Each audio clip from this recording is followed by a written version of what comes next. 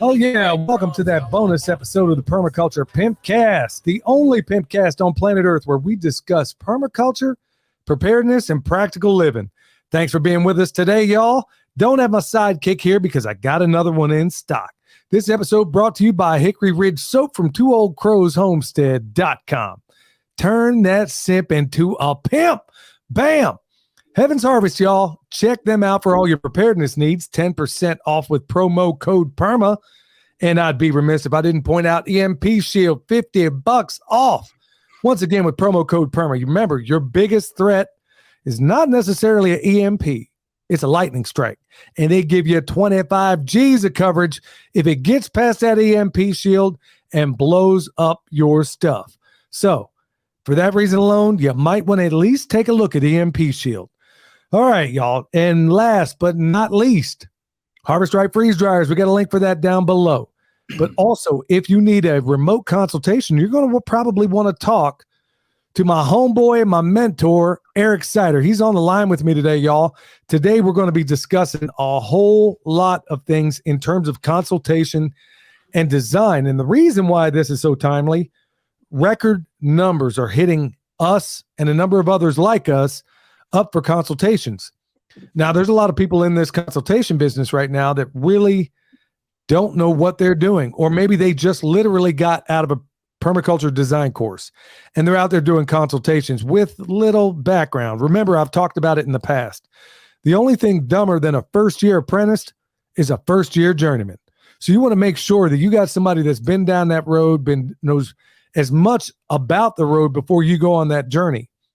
One of the biggest things we run into in permaculture is that people go out there, you feel like, oh man, I'm so excited. I got a little bit of understanding about this and I want to go out and do this, do that, do that, do this. We're going to partially discuss today why you may not want to do that and you want to do it. You want to listen to this with my homeboy, my friend, Eric Sider. How you doing, my man? Good, man. Happy to be here. Yeah. Yeah, you might want to get a little bit closer to your mic, brother. I think we're losing you just, or at least, yeah. Let's try that. Check. It might be a little bit better. All right, y'all. I can, hold on. Is that better? Yeah, I think we'll go with it. We'll go with it. All right. So, y'all, Eric's on here. We're on here live. And, of course, it's going to come out later on YouTube and everything else. So don't forget, check us out on YouTube. And look, folks, I'd be remiss if I didn't say go and leave a 5-star review. That helps us greatly on Apple, Spotify, anywhere you can do it. Definitely leave us a review. So, Eric, right off the bat, why don't you... There's a number of new people on here. They may not know who you are, even though we probably refer to you every single episode of the Pimpcast. Why don't you give everybody a little bit of rundown of who you are, what it is you do, and then we'll kind of lean on into what you've been up to lately.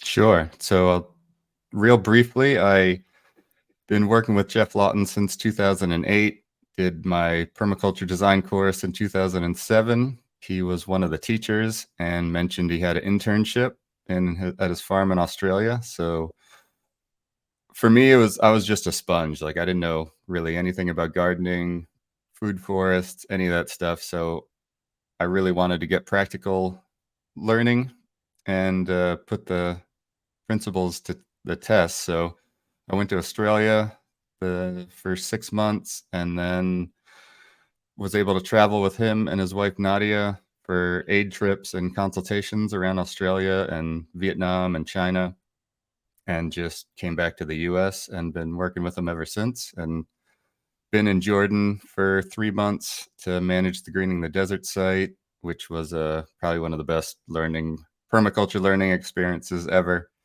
And I'm actually going back in November to see it again because I can't even recognize the place from when I was there. So yeah, just based in Northern California in Sacramento. And despite my thinking that I want to get out in land and rural area, I keep finding myself in cities. So I feel there's probably a reason for that. And, I think suburbs have the most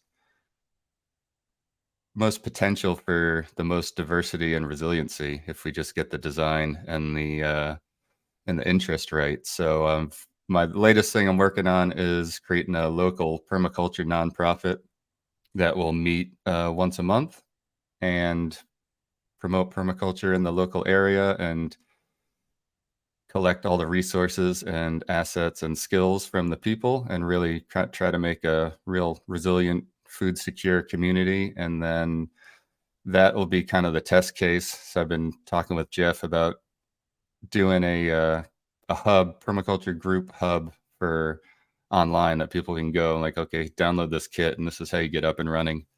And so, yeah, just been taking up most of my time, and I've just been doing a lot of personal development and growth, which is why you haven't seen a lot of videos from me lately. So basically, Yeah, a I'm lot of that going personal. going slow to go faster, I guess, is one of the ways they explain that. I think well, Eric and I could definitely overlap because a lot of the programs you heard me talk about, he's in the middle of doing as well, or he's been through them already, suggested them to me, and vice versa. So, yeah, it goes back to trying to improve every single aspect of who we are. Now, I would have been wiser to probably take your approach, Eric, and just kind of slow down a little bit and then concentrate entirely on that. But it's also at the same time trying to manage a bullet train and at the same time keep my footing while this thing's moving. So I'm able to do it so far and do 75 hard and the power list and all the other things that go along with it. But I got to say, like most things, his approach is usually way more measured than mine, where I'm more ready, fire, aim. Eric takes his time and takes a little more aim. Before we get into the main topic, Eric, you kind of went through it really quick. Why don't you talk about some of the projects that you've actually worked on in the past? Because a number of people are going to think, okay, you worked with Jeff Lawton. And by the way, folks, if you don't know, Jeff Lawton is the pimp daddy of permaculture in my view. And William has had the opportunity to work at his farm. And of course, Eric's been his right-hand man as well. Why don't you tell us some of the projects that you've done throughout the world and what that might look like? Sure. Well, the first introduction was obviously Jeff's farm, which has gone through many evolutions, but he more or less set it up to be a demonstration, not, so an education and demonstration site, which is a completely different thing than a private family farm or, a farm business. So he set it up to allow students to make mistakes and to demonstrate all the things that are possible in that climate, which is not at all necessary for if you have a specific reason. So that's, I think, one of the most important things to remember if anybody who has visited his farm and wondered why, it wasn't as perfect or, running as super efficiently as possible is because he specifically allows people to make mistakes. Which, you're going to have to fix and correct. And the way you set something up that's easy for unskilled people to work out is different than if everybody's, on the same page. So And you got I an think that's, international crowd there too. yeah, definitely, of course, and with all their international issues, Right. to put it diplomatically. So yeah, I mean, that was a huge learning experience. So he's got, cell grazing. He's got multiple poultry systems, dairy cows, food forests, swales, ponds, aquaculture. Pretty much almost everything in the designer's manual is there's an example of. And then that's obviously humid subtropics. So then I really wanted to test myself in one of the worst, most challenging environments in the world. So going to the Middle East and Jordan, where there's, it maybe rains 2 to 3 times a year. And I think it averages like 7 inches of rain on a good year. Wow. So going there, I mean, it looked like Mars. Like it was just gray dust, and they actually had to bring in soil just to even get because the area was just so depleted and so lacking in any kind of life or nutrients. And so that was just, I mean, I've never had a better appreciation for water and the importance of water, and design with water as your priority than going there. So that, and you might think, oh, I'm in North Carolina, it gets 50 inches of rain a year, I don't have to worry about that. But you never know how things are changed, or basically, even if it's not completely necessary, every time I do a design, I think, okay, what would work in Jordan? And then I go backwards from there. So as far as some of the other projects, I know you did one in Vanuatu, and you've seen other sites in Vietnam and some of the other places. I mean, clearly anything up from Jordan has got to be a little bit easier, I would think, in terms of, well, it makes perfect sense to me that if you start at a place where water cannot ever be taken advantage of, where you just can't assume, like you said, we got 50 inches of rain here. I guess every single drop that hits that ground, or the soil rather, has got to be accounted for. It's got to be harvested. It's got to be, something done with. How did that set you up for some of the later projects that you did? That experience anyway. Right. Well, so something Bill says is it's not how much water you have, it's how much water you use, or how you use the water. So 1 gallon of water used 10 times is the equivalent of 10 gallons of water. So the normal amount of water you would use in a house, like kitchen, preparing food, showering, doing laundry, that's more than enough water to have a garden for yourself.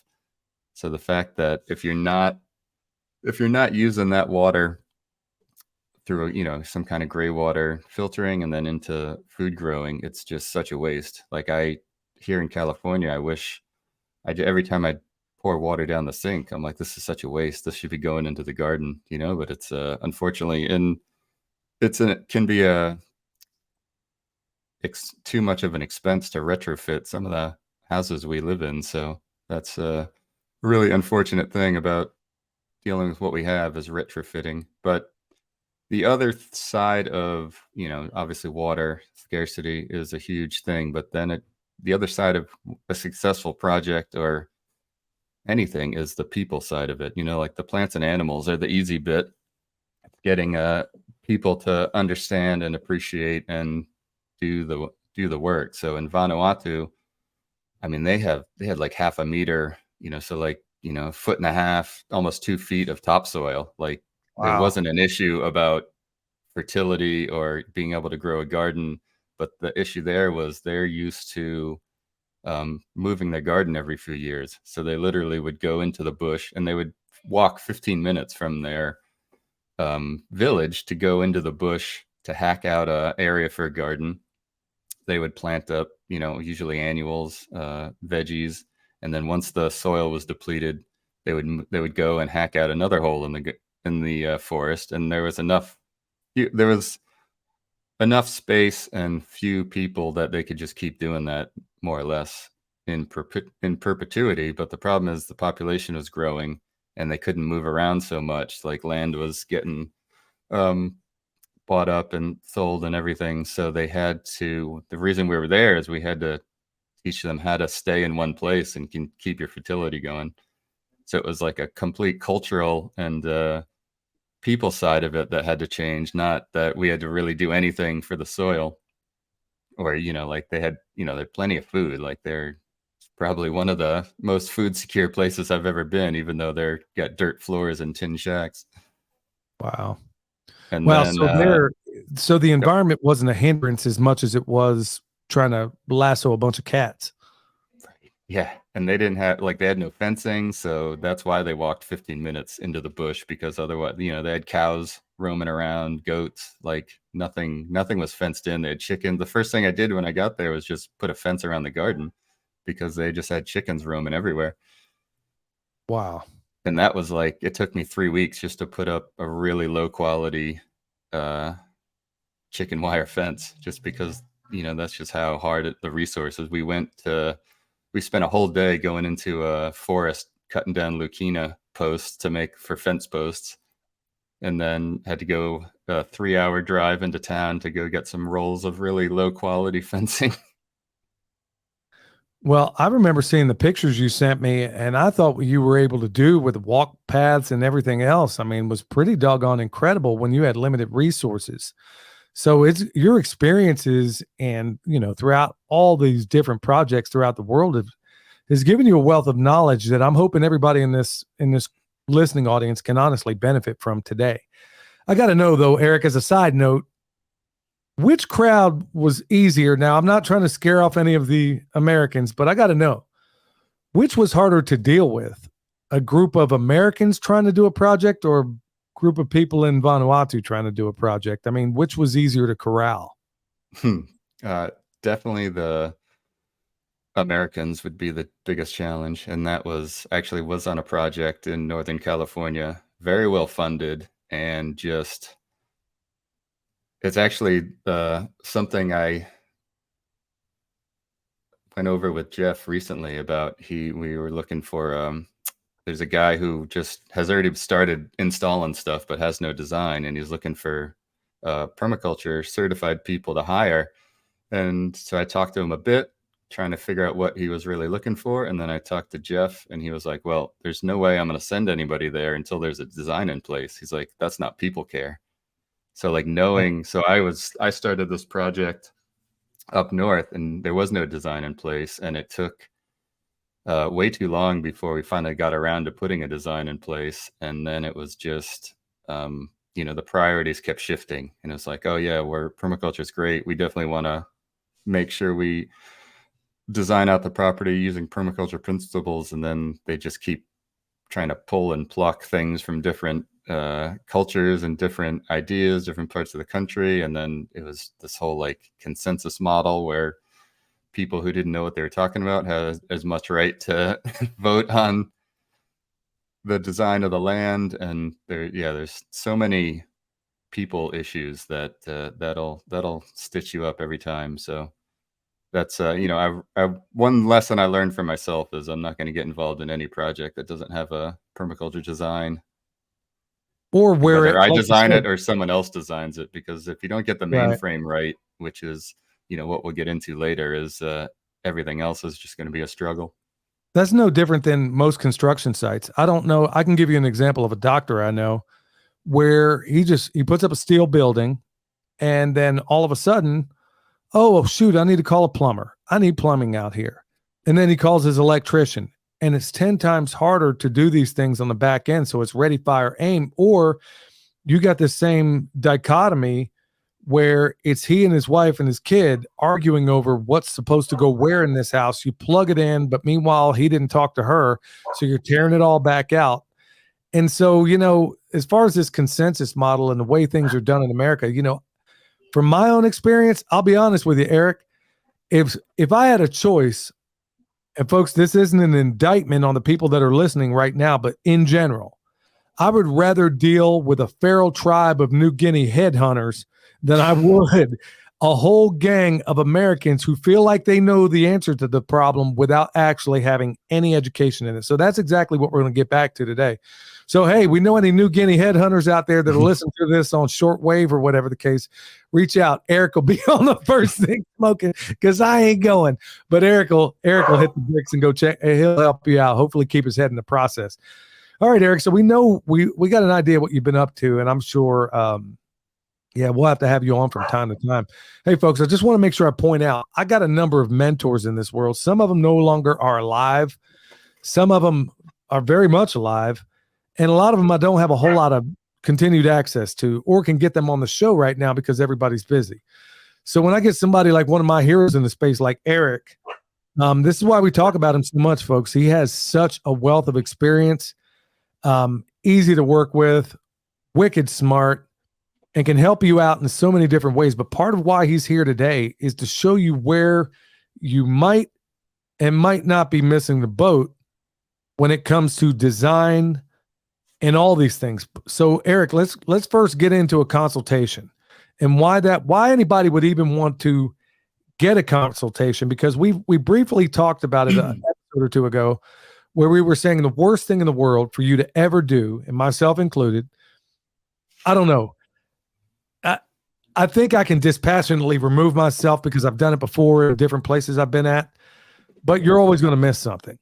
Why should a person, if let's say I'm Joe Blow over here and I just bought, I don't know, 5 acres or an acre, and I know just enough about permaculture to make myself dangerous. Why would it be the worst thing in the world for me to look at this property and try to design it myself?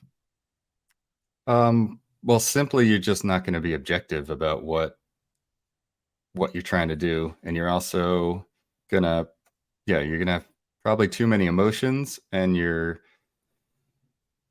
you're also not going to have necessarily, if you never developed property before, you're not going to have the experience to know, the steps that make sense. And also, you probably aren't going to be clear about what you actually want to do with the land. Most of the time on the consultations I do, I'm just trying to figure out, okay, what do you exactly want to do on the land? And a lot of times you get, oh, well, I just want to grow all my own food and be self-sufficient. And it's like, okay, what does that actually mean for you? Because that's you really need to get more details about, okay, specifically a lot of what I want to know is how much time do you work a full-time job? Is it, are you retired? What kind of skills, what kind of experience do you have? Do you have any equipment? Do you have anyone that's going to help you? So, if you're, say, a older couple, retired, never really, had small gardens, and you just bought 60 acres and you want to like turn it into a paradise. I'm like, okay, we're going to operate a lot differently than if you're, in your 20s and have 10 people on the land with you. So that's a lot of what I'm doing is just kind of reining in expectations and, okay, what's really going to make sense, because it's really about people care. And, it all goes down to the permaculture ethics: earth care, people care, return a surplus. So if you don't know what you're doing, you could very easily be a detriment to the environment. And then you're going to be definitely not people care if you're not taking care of yourself and using a system that's you can actually implement and maintain. Because even if you install an amazing system, if you don't have the time to maintain it, it's just going to fall over. And then you're just going to be cursing permaculture and everything else. This is why one of the biggest reasons I was glad to get you on here, Eric, is because, and I've gotten a little bit of criticism out of it, but I can absolutely defend this statement that homesteaders can either be the best thing in the world that's ever happened to that landscape, or they can be the worst.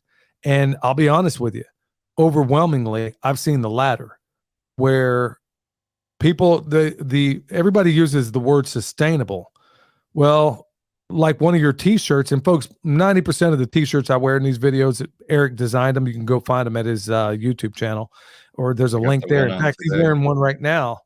I don't have one of his on right now, but this is the one day probably this week I probably don't, because 90% of the time, in fact, Eric, the shirt you have on right now is the very one I wore at that conference on the last day I was telling you about before we went live.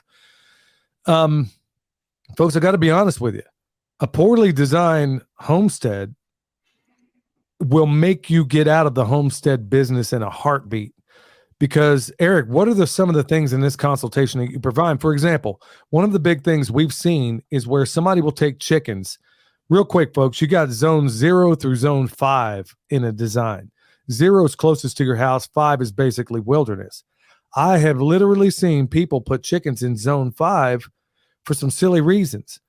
Maybe could you explain to them what a consultation would do as far as placement of the things in a garden or in a farm system? Like, would you put chickens in zone 5? Would you put your cows in zone 5? Would you put anything in zone 5? Would you put your garden, your vegetable garden, in zone 4? I mean, walk them through maybe what consultation. I know you kind of gave the overview as far as finding out what their basic needs are and what their capabilities are and how much involvement they may have. What would be the next step in terms of doing that design? Would it be telling them what goes where? Because a lot of people have foolish ideas about where things should go, and they make life a living hell for themselves. Right. Yeah. Well, the initial consultation I do, which is just a 30-minute video chat, and we can pull up the property on Google Earth and any photos they want to send in. I mean, honestly, it's so much more efficient than, I even have people who are in California like, oh, you're close by, do you want to come in person instead? And I'm like, I mean, I can, but it's honestly almost everything that's important right off the bat I can do remotely with just looking at maps. And then, I mean, if it's like really complicated or we get into design, that's can be a bit different. But most of the time it's just having the conversation and figuring out what exactly you want and if a design makes sense or the next steps. And so, yeah, the only reason you'd put chickens in zone 5 is if you want to feed the coyotes or the foxes. So, I've seen it. So, I mean, I think people obviously have different ideas of what permaculture design actually is based on where they've learned. The first introduction to permaculture is going to be the biggest impression on what they think it is, but it's really comes down to energy efficiency, and like everything in permaculture is about energy, and everything, just I think is the most objective way to compare any two things. Bill always talked about, if we gave everything a kilowatt hour equivalent, we could tell you how many oranges is the equivalent of how many jars of cinnamon, because everything takes a certain amount of energy to be created. And so that's what zoning is all about, is, you can think of it as visits per year. Like, how many times are you going to visit the chickens? Okay, you're going to go most likely 2 times a day, at least once a day, especially if they're, laying hens. And so if that's a quarter mile from your house, that means you're walking, you know, half mile to a mile every day. And like, okay, that's fine if that's all you're doing, maybe. But then if you got 5 other systems you're managing, like, you got to start thinking about how much time you have in a day. And if you're doing it all yourself, and, there's some really appropriate technology, you can have a little side by side that gets you there, but if that breaks down, then what are you doing, So I think it's something I learned from the wilderness survival school I studied at is, hope for the best, prepare for the worst. So nobody wants to live in negative mindset, but you always have to think about, okay, what if this fails? Can I do this without this system? So yeah, like, I had a consultation. I mean, really nice lady. She bought like 200 acres, and they had, and a lot of things too is if there's something we call a permaculture divorce. One partner is super into Mm, permaculture and the other one's not. That can be a challenge because, it's gonna, more likely it's a lifestyle change, for a lot of people. So if everyone's not on board, that's going to be a challenge as well. So they had a house with probably like half an acre of like perfectly flat cleared land around their house, and then they had a barn down a steep hill with a, not a good road, and then they had a shop like another, like a football field away. And they, just because like people get this idea of what farming is, what I need to have for a farm, or like, well, I have this barn, I have to use it. So she wanted to put all the gardens down by this old barn, and they was steep. They had like water issues, so they had like to set up these terraces. And I was looking at it, I'm like, why didn't you just put the garden right outside your door? And it's because the husband didn't want the garden around the house. right. Because people still have this idea that like, oh, I don't want to look at a garden. Gardens for poor people, like, which is just ridiculous, but it's very common idea still people have. So she had just setting herself, I'm like, you're just setting yourself up for disaster, and I understand, like, you've invested money into this, putting it down there. But so that's a lot of it is just people just have this preconceived idea of what they should be doing and what they want to be doing. And a lot of times it's not really based on efficiency or what makes sense and, what's realistic for themselves. So that's the greatest thing of having an outside person is they can see, oh, I mean, I wouldn't do that at all, So that's one of the things, I go through what they want, what makes sense for their land based on what they're telling me they want. And then I'm like, okay, if this was my land, this is what I do. And, that's essentially what the consultation consists of. Do you find that people's lack of efficiency is one of the biggest hindrance? And what I mean by is, for me, one of the biggest struggles when trying to consult in the past for a husband and wife is that they both have very, very different views about where things should go. For example, there was one case where the wife had this crazy fear of snakes, and they have young children, and didn't want the garden anywhere near the house, even though the husband understood that that's probably the best place for it, because she was afraid that snakes would just harbor in there. I mean, this, like you said, this permaculture divorce, is it hard to design when you have two people that aren't in any way on the same sheet of music, or do you just avoid those altogether? I mean, yeah. So whether I get to an actual design or not is, part of the initial consultation is to see whether a design even makes sense for some people. And I mean, a lot of the consultations, they're not even ready for a design because they're still, not clear in what they actually want. And I honestly recommend people, instead of paying me to do a design, take that money and take a permaculture design course and get Yes. accurate maps of your property. Like that's what I would recommend people do first. And then that way, because no matter what I design for you, if you don't have the principles and the knowledge to maintain it, it's just, it could just fall over anyway. So taking a permaculture design course, and then, I agree completely. No one should design their own property right out the gate. But if you have that knowledge, we can have a much more useful consultation after you've done a permaculture design course, and you can even do the design, and then I can have a consultation with you and say, okay, this is I wouldn't do this, I would do that, like that's really good, but have you considered this and this? So I think people would get a lot more value out of that.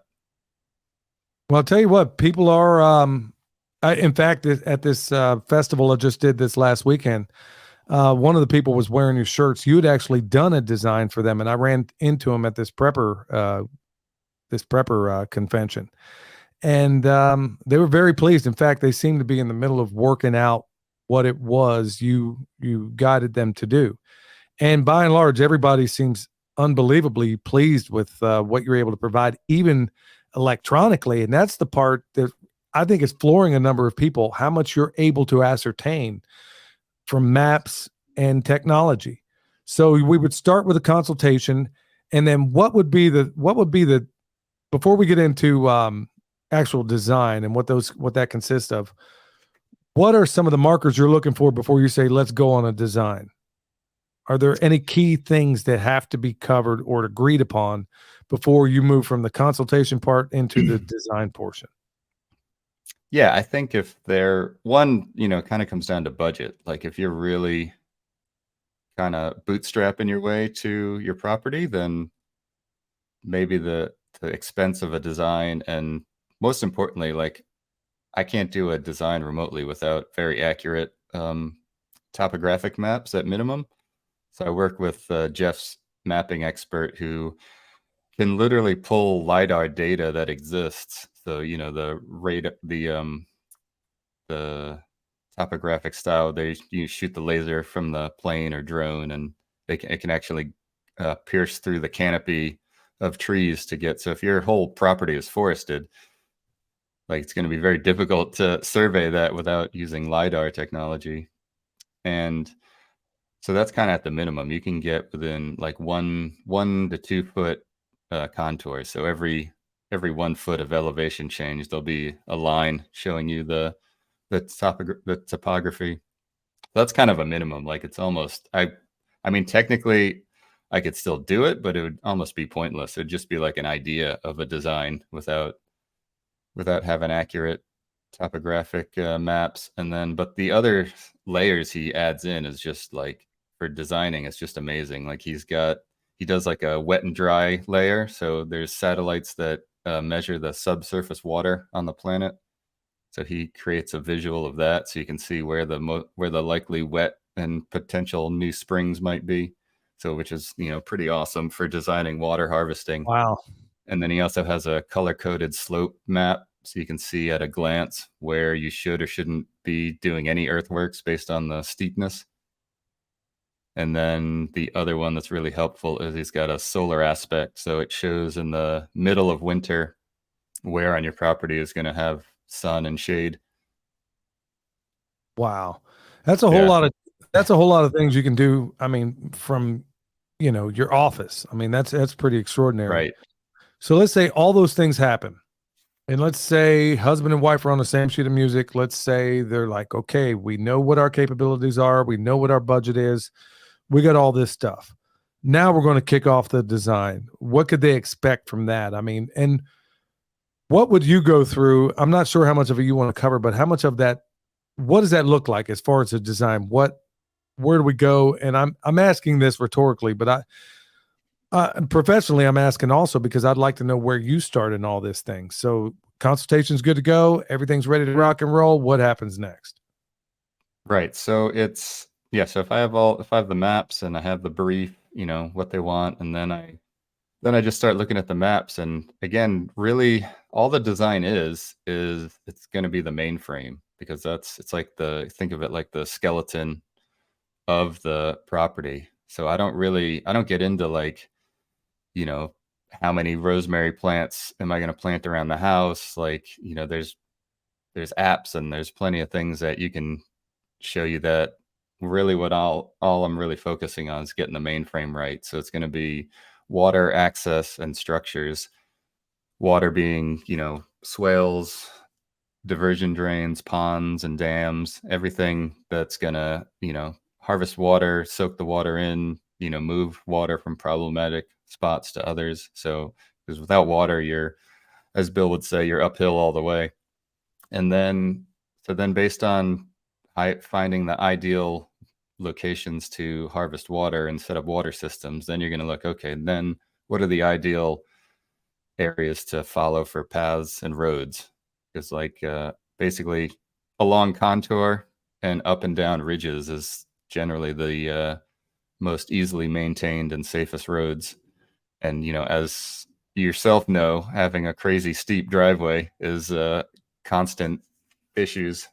That's not on yeah, exactly. That isn't actually on a ridge. And yeah, so it's a never ending thing you got to deal with. But right. So that's a living example of how something poorly designed, if you do it yourself and just go in there and just hack it out of the wilderness, not even considering all these things, it's going to cost you more in the end. Now, I didn't decide or put in the road, but if I had the benefit of being able to do it, believe me, that thing would have been on a ridge and it would be shedding water in a very different way, as you said. So right, because roads and paths should be looked at as water harvesting surfaces, because they're sure. hard, nearly 100% runoff. So once you have the water system in, or the ideal locations, and then you find the access, they work together. And then the access naturally leads into, okay, where am I going to build my house? Where am I going to put structures up? And that's probably the hardest thing for people, even though they understand it, the principles. Getting someone to not want to put their house on the top of the property is probably the biggest challenge. Yes. Because Yes. everybody's like, oh, I want the view. I'm like, okay, but you're going to have no chance to gravity feed water to yourself. Absolutely. Why? I mean, and even explain, has that been a real troublesome thing to try to explain to folks, is that you don't necessarily, and I can think of a whole host of reasons why in a high windy area or area likely to get a whole lot of wind, why you wouldn't want your structure there to begin with, but you're limiting all of your potential energy from your water systems and everything else. I mean, it's going to be fertile the lower you go, but everybody seems committed to put their house on the highest point of the property. Yeah. Why don't you go into that for a second, Eric, and explain why that's kind of a fool's errand? Right. I mean, I understand it. Of course, I love a good view, and having morning coffee overlooking a amazing valley or what have you is something really nice. So my compromise is, okay, why don't you put up like a little cabin there, and then you can go enjoy your view when you want. But your main house being on the top of the property is just everything's going to be a challenge. Building the road most likely is going to be more expensive. Getting the material up there,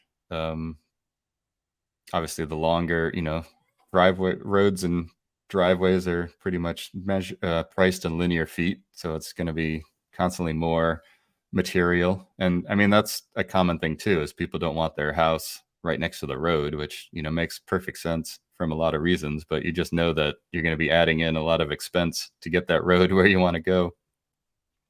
And then if you're on the top of the property, most likely it's not going to be flat, so it's going to be hard to have a garden area. And then all the systems that you need to access are going to be more likely further away from you. It's a very rare property that has a large flat area on the top of the hill. Yeah. Hence the reason it's a hill. Yeah. Because Right. there's not a whole lot of flat real estate up there at the top of that hill. So you get through all that. What are some of the other considerations that you go through as far as where, or maybe it'd be something you want to impart to the audience out there as far as where you would position certain systems? Like where would you want to position, let's say, your herb garden? Where would you want to position your crop garden? Where would you want to position your chickens, your cows, your sheep, and all these things? Could you kind of go over where you would typically position these things? I know that each design is going to be a little bit different, but generally where you would like to position a lot of these things. Yeah. So if we're, in this example, we're just assuming it's like raw empty land and we got a blank slate to design it out, rather than if, there's houses existing or, there's roads existing and systems, you're kind of in more of a retrofit. So generally less of an ideal scenario, but for me, I want my garden right out my door, whether front door or back door, doesn't matter. So you can think Yep. of zones in area. So zone 1, you can think of it maybe like up to a quarter acre, half acre of total area. So whatever you can fit, usually you can have a large veggie garden. You can have some dwarf fruit trees. Typically that's more or less what you're going to keep right around the house. Then if you have chicken systems, which is probably the thing you'd have closest to the house next, you want that in zone 2, ideally. I mean, it can be right on the border of zone 1 and 2, so you're not really walking far to it, but there is, just basic things to consider. There's going to be noise, there's going to be smell.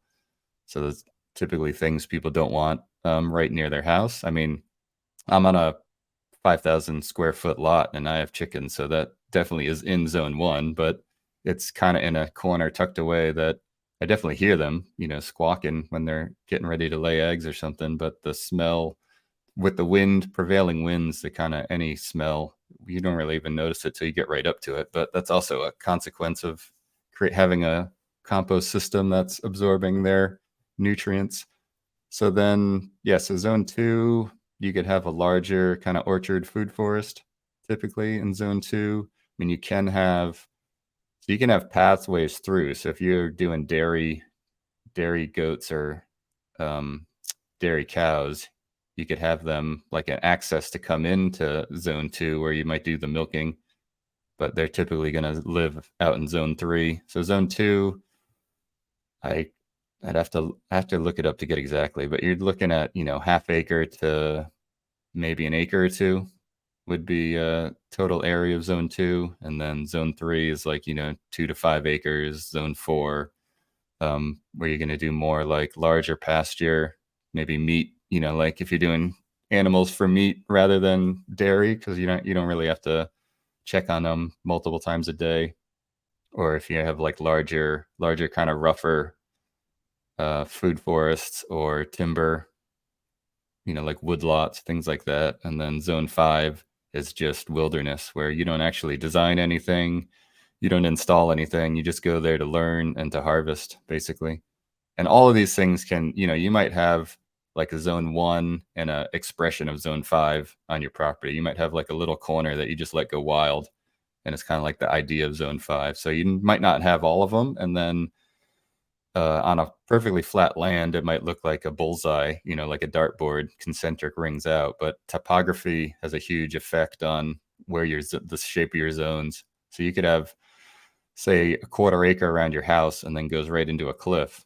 So you're gonna have zone 5 that might border zone, or you might have zone 1 that borders zone 5, just because it's difficult to go up and down, or there's no access. So it's definitely can change. It's definitely specific to the topography for sure, but just the general efficiency and the principles are going to be the same. So just think of it as visits per year, I think, is the easiest way for people to understand why they would lay things out. And then, the specific characteristics of each system, noisy smells, noise, you could have rabbits in zone 1 probably, I think, without much of an issue. If you're doing pigeon systems, zone 1 can be tricky because they can start roosting on your roof and adding a lot of extra manure into your rainwater harvesting. So Yeah. So generally, when people think that of a permaculture design, I don't know why, but most people seem to think that this applies mostly for those of us that live on large acreage. That really, I mean, there should be a permaculture design for even an apartment. And folks, if you haven't checked it out, Eric even did series like that early on in his own YouTube channel where he I mean, he was growing an enormous amount of stuff in a place where he probably shouldn't. Even had a little pond out there. This place was totally pimped out. And Eric, why don't you talk to, because the wide majority of everybody out there listening to this is almost certainly going to be living in some sort of, if not a city arrangement, maybe in a suburb of some type. They definitely don't live on large acreage. That is not the majority of this audience.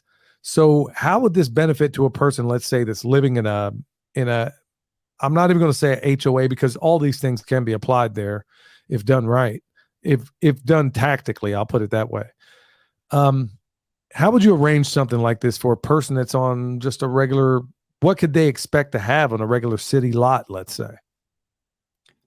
Sure. And I guess I should kind of break it up, I guess. Like I'd say like under an acre,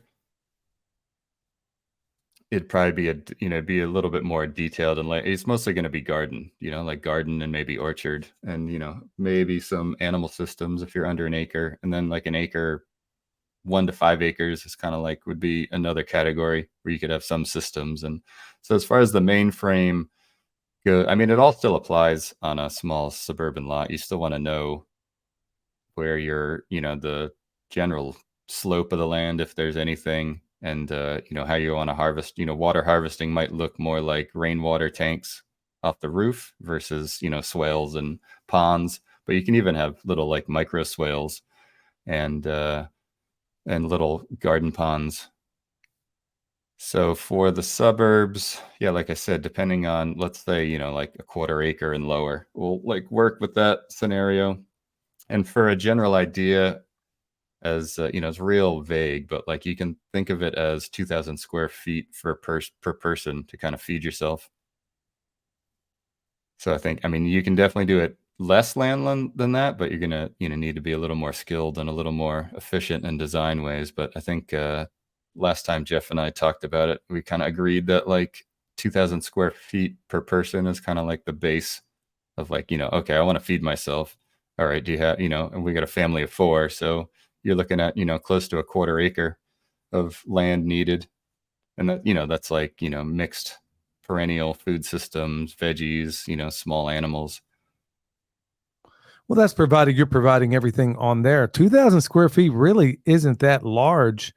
You could achieve that maybe through guerrilla gardening and through some of the other methods that we talk about. And, like Joel Salatin even says, they're growing weed in national parks, but nobody ever thought about growing tomatoes. Right.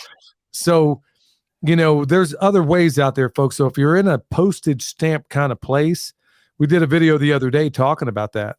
There's always opportunity. You could turn the whole thing into just a food wonderland, but there's also access to other people's properties. And Eric, that's another thing that, could absolutely be brought to bear in a neighborhood setting where, okay, so maybe I can only get X amount of trees. Maybe I got 3 different cultivars in this small city lot that I have of, let's say, apple. And let's say Johnny down the street has 3 more. Lucy on the other end has 3 of her own. And then we could cross-pollinate or we could share, going back to that third ethic in terms of our harvests. Or maybe Lucy's didn't come in, but mine did. Or her strawberries did great and mine didn't. So there can be some serious collaboration even within certain communities where you have your own little fiefdom, as it were, where you could all, to some extent, work together. So maybe I don't have all 2,000 feet myself, or maybe I'm limited from lighting concerns or any number of things, or lack of energy coming into the property, or anything that could be going on there. You could work this out in a community, which I think is part of what you're doing out there right now, isn't it? Yeah, I mean, it all, particularly in the smaller lands, it's all going to come down to community for sure. And like similar to the water quote from Bill, it's not how much water you have, it's how you use it. Same with land. It's not how much land you have, it's how much land you have access to. And I would say I would look at guerrilla gardening as like an extra, like a bonus thing. I would not rely on that for my main, gardening, because there's so many things you can't control. Like I just had the area I regularly go forage to get weeds for the chickens, they had goats set up for like 2 weeks because they were Wow. using goats to clear the land. And so I just had no access to that area, and good luck having anything survive after like hundreds of goats go through. Yeah. Yeah. Like, I No, mean, you're they absolutely ate correct. everything. I mean, this like ate it down to the bone. So having, there's easiest, agreement you could have. I mean, it's a reason to get to know your neighbors for sure, but even if it's like, within a bike ride. So I think like that's in the suburbs, that's going to be your main kind of vehicle is you can base it around a bicycle, and you can have an electric bike, which gets around real easy, a cargo bike. I mean, there's so much you can do. You don't need it. Like, you don't need a truck. You don't need a car. Like, all you need is a bicycle and a good trailer, and you can pretty much do everything to keep yourself fed and sustainable. So you could have, if you work with your neighbors, just say, hey, let me garden, and I'll split the produce with you. Or, and it comes down to if you need to install systems. I mean, that's kind of the biggest issue, particularly if you're in a rental situation or temporary, is there is a bit of infrastructure or setting, cost to set things up, but it's like a kind of like a one-time thing. So that way, yeah, and then there's different, you could sell stuff. There's all different ways, and definitely lots of people do, farming in the suburbs where they're, renting out different people's lands and selling the produce. But yeah, I mean, definitely the first step is just feed yourself, feed your family, feed your neighbors, and then worry about if you have enough surplus to actually, make money from. You really don't need much, but it certainly doesn't hurt to have a little bit of a background. Like Eric said, I would highly encourage everybody out there to go get a permaculture design certificate, because then you're going to not make the colossal mistakes that so many of us early on, before having had it.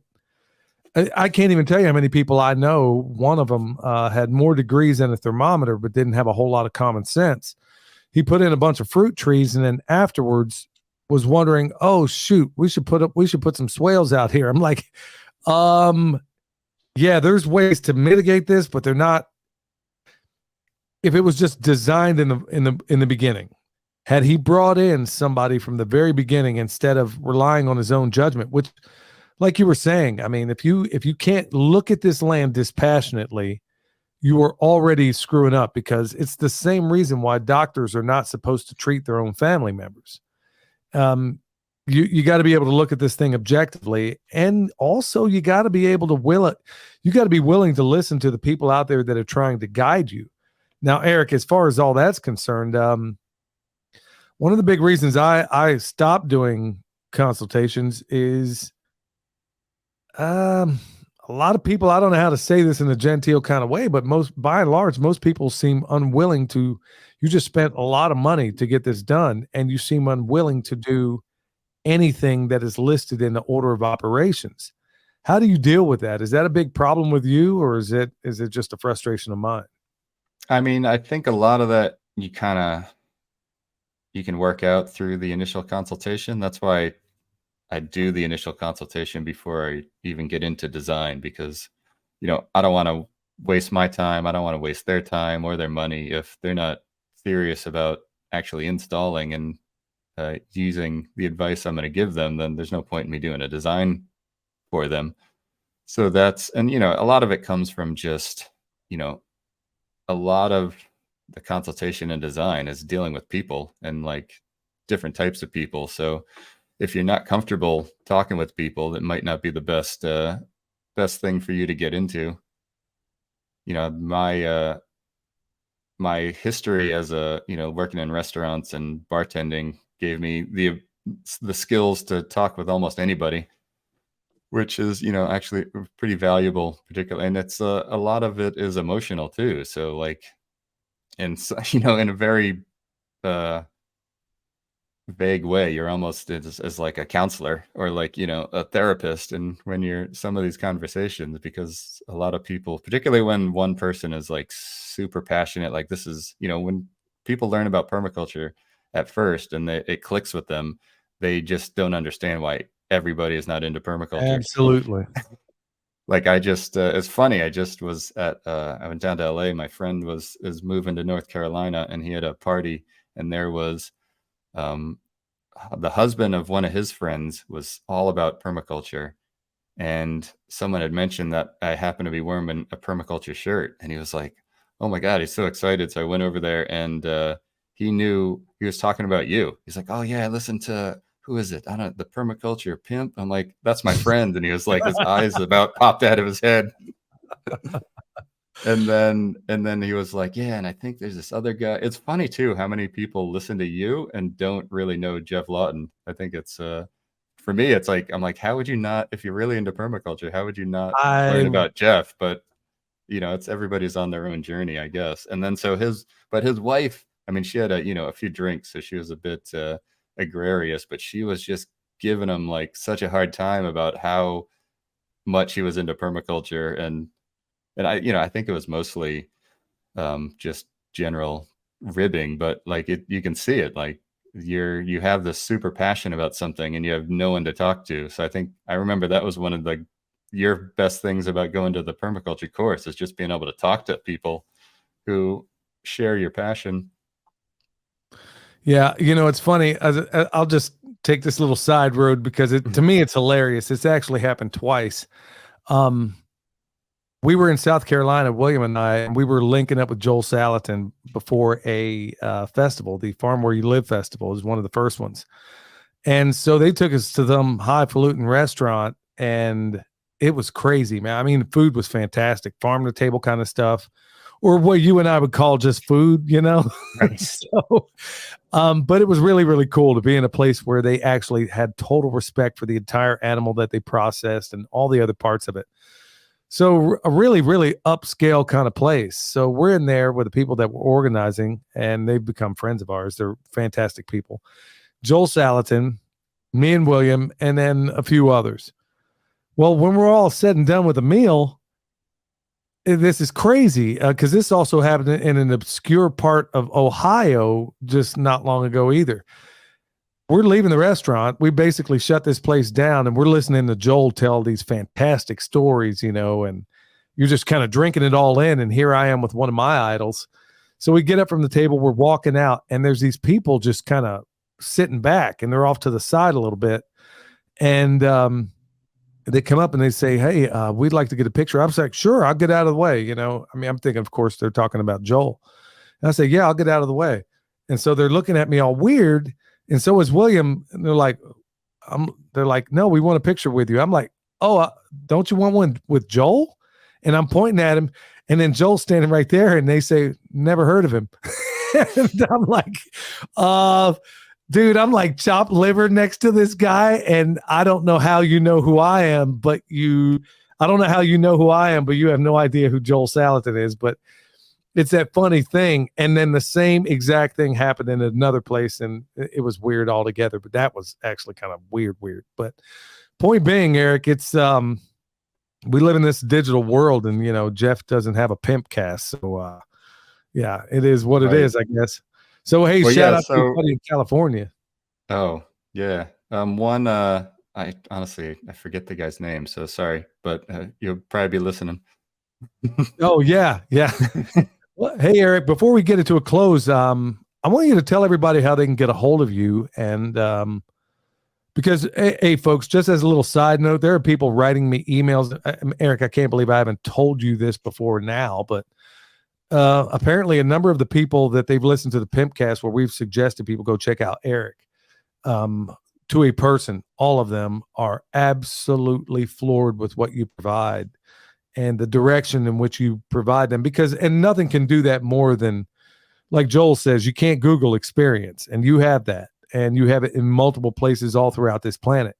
And so you bring that all to bear every time you do a consultation. So for all those out there, and there's a number of them in record numbers that are finding this space and wondering where to start, would you want to tell them how to get a hold of you and, the best way to do that? Yeah, I think so. My YouTube channel is probably the best if you want to get a little more info on what I'm doing currently, and it's got all the links to Instagram and my website. And then just through my website is where you can get a bit more info about the consultation process. And then there's a calendar, so you can just book. You can go ahead and book a half-hour consultation if you like, right there. Well, that sounds like a really So fantastic I think way to start. we can put the link probably in the show notes, but it's plantingpioneers.com is the website. Folks, you're definitely going to want to check him out and look at everything he's doing. He's one of the people I go to when I need advice about something, or he has this doggedness and determination in finding answers to some pretty obscure issues that may exist out there. He's extraordinary, and I feel very, very lucky to call him my friend. Thank you so much for being on, Eric. Yeah, appreciate it. Honored to be on the Pimpcast again. All right, y'all. Till next time, stay alert, stay alive.